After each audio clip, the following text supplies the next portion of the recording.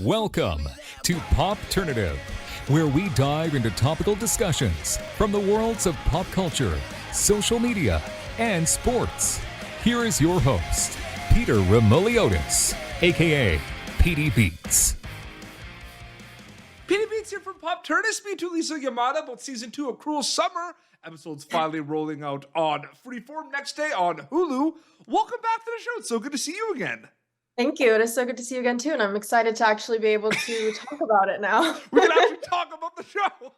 Yeah, I'm excited. It's pretty crazy because I feel like it's just been a journey in terms of just getting this out to the world for you and the cast. So what's it kind of like now that episodes are finally starting to roll out?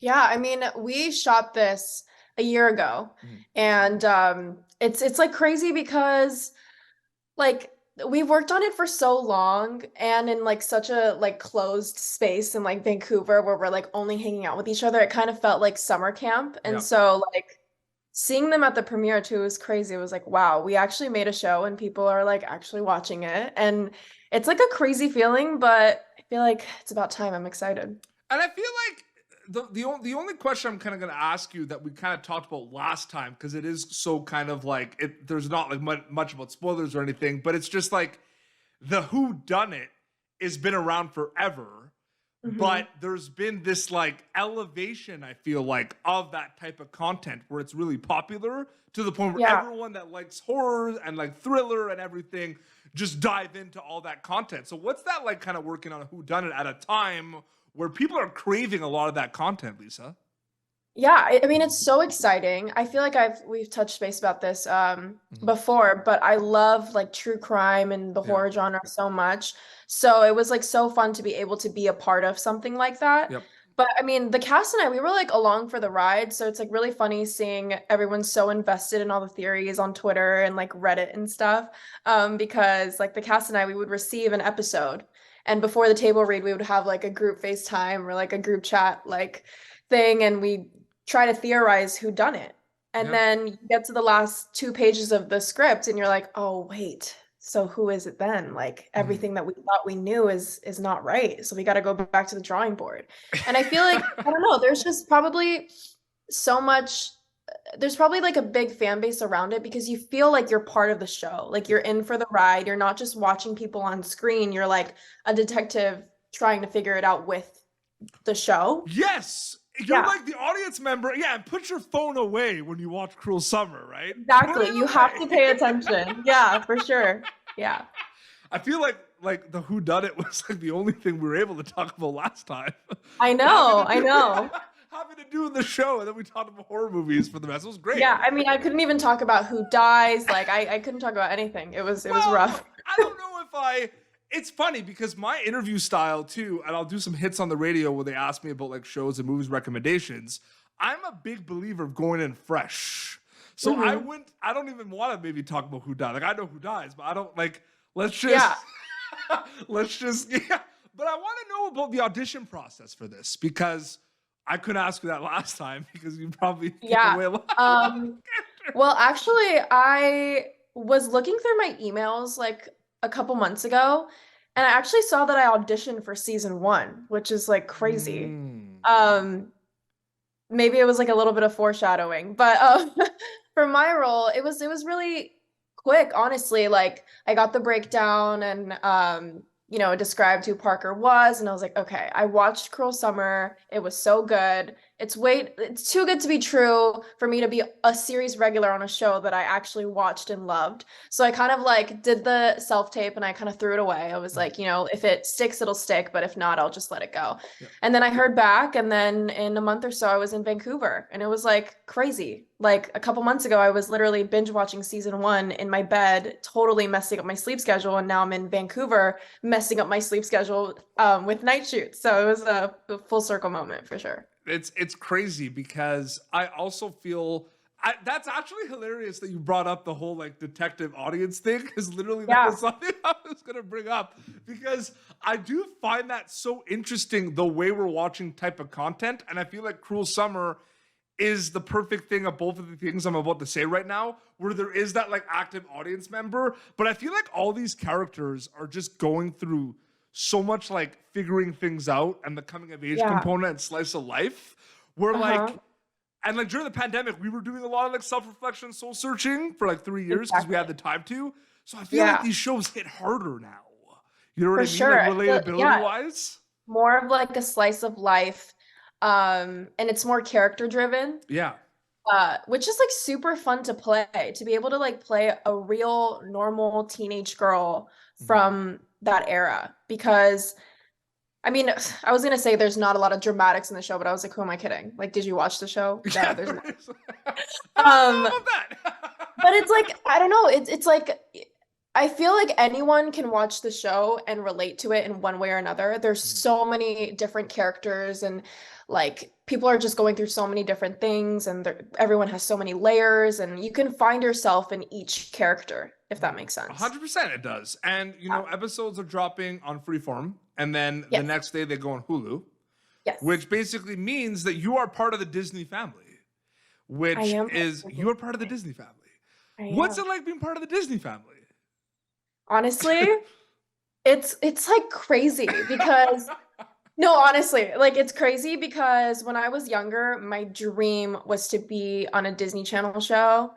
I wanted to do the hi, I'm Lisa, and you're watching so and so, and do that little thing. Yeah. Did not happen for me. Hey, who knows? Maybe in the future. But it's like crazy. Like I get emails from Disney now. Isn't that like Now you're gonna be like, insane? "Hi, Lisa Yamada. Watch Cruel Summer on Yeah, Freeform. I know. See I who want to do did that it." so bad. I will literally pay Disney money for me to be able to do that. So many Disney Channel shows too. Like I'll interview people for the like current shows on like Netflix or like Hulu or something or Prime, and like they've been on Disney Channel shows, and it's Yeah. like I have to bring it up. You know what I mean? Yeah. I mean, Disney Channel is like it's every kid's little dream.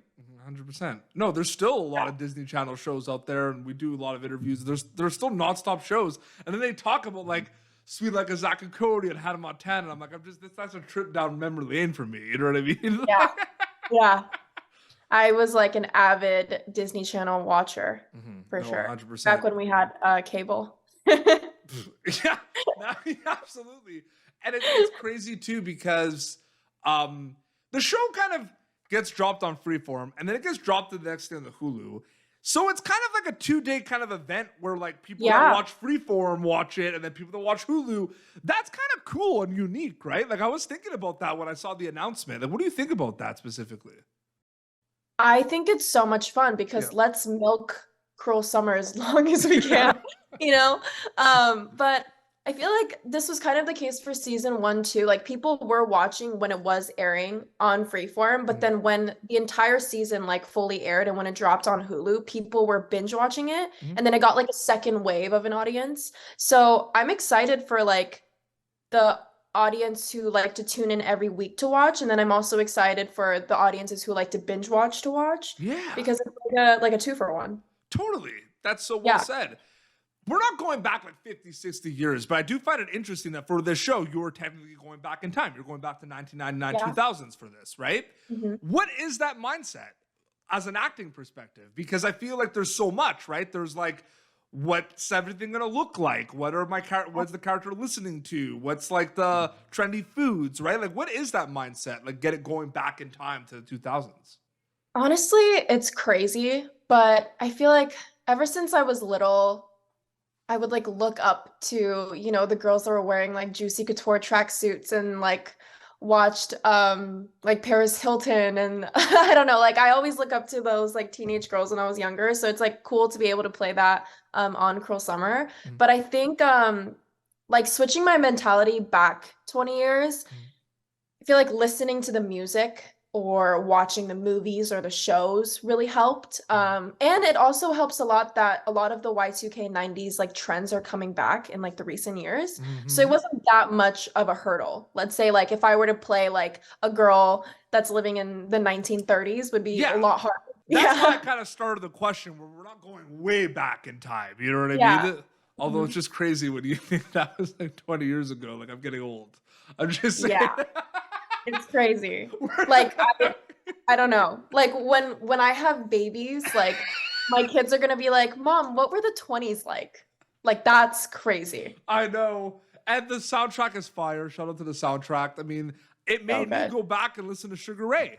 Like I went back to listen to Sugar Ray. Absolutely. That makes me happy. That makes me happy. I mean, to be honest, a lot of the songs that are on the show were written in, like, it was specifically typed out on the script, and half of us didn't even know what song that was. So like a lot of us had to. My Own Worst Enemy by Lit. The first song you hear is the first song of the show, My Own Worst Enemy by Lit. That was like one of my favorite songs growing up. So I'm just kind of like, yes. I didn't know. I didn't know any of these songs. Well, you know them now. I do know them now. Which is all that matters. Which is all that matters. So Cruel Summer is, educating the young kids about Y2K music. I honestly feel like when I watch a show, like music is a big thing for me. Like Huge. It is. Like, Huge. and I love like when there's like a scene in a show, Lisa, and you're like, oh man, that song's so good. Like, what song is that? And then like you like look like that was like me watching the entire season of Euphoria. I went into like a whole Labyrinth era because the soundtrack in Euphoria is incredible. And also the soundtrack of Yellow Jackets on Showtime because it's the 90s. So it's all like No Doubt and Veruca Salt. Oh, so good. It's like all like 90s songs. Yeah, I know. It's so crazy. Last question, because I feel like the obvious answer to this question is you hope they tune in, they have a good time, they're entertained, because that's what movies and TV shows are for. When they get a chance to watch season 2 of Cruel Summer on Freeform, next day on Hulu, what are you hoping they'll get out of it, takeaway wise? Big picture. I'm gonna get super deep here and like super pretentious, but a lot of the themes in the show touches on like social class, and like not women's rights, but like how society perceives women. Like you see, like Isabella is a lot more wealthy than the Landry family, and you would see, like, now that I can talk about this now because episode 1 and 2 is out, but once the sex tape is released in episode 1, the girls get more of the shame than the guy does because women are often shamed, slut shamed more than men are. And I hope like when people watch the show, like they reflect and they're like, wait, this is wrong. And even though the show is, set in the 90s and Y2K and like that was more prevalent at that time, it's still very much alive now. So I hope thematically it's interesting. It's also interesting the shift, like you think of shows that I used to watch that were like whodunits and everything, and it's like not mindless, but you go in and you just sit back, and now there's like meaning and all. Like now it's like shows hit harder, like we said. You know what I mean? They make you think. Like even though it feels like a fun little TV show that you can watch like after a hard day, it's like we're still like spreading a message that's like important. Because we have such a big audience, like people are actually watching the show. We want to make sure that we're like actually saying something through our scenes. Episodes dropping on Monday on Freeform. Next day on Hulu. And you're part of the Disney family. That's so crazy to say. That's awesome. Lisa, so great catching up. Thank you so much for coming back on the show. Thank you. The pleasure is mine. Mine. Yes. Oh my God. I'm like brain fart. The pleasure is mine. Yeah, absolutely. Lisa Yamada on Instagram, correct? Yes, Lisa YMDA. Lisa Yamada is taken. Okay, but if they put Lisa Yamada, I think they'll find Lisa Yamada. They'll find me. Absolutely. Well, this has been Popternative, youtube.com/Popternative for previous episodes, season 2 of Cruel Summer. Episodes rolling out on Freeform on Hulu the next day because Lisa Yamada is part of the Disney family. Yes, I am. Until next time, this is Lisa Yamada at PD Beats, signing off. Thank you for tuning in to Popternative. Make sure to check out our past episodes of Popternative on YouTube. Be sure to like Popternative on Facebook and follow us on Twitter.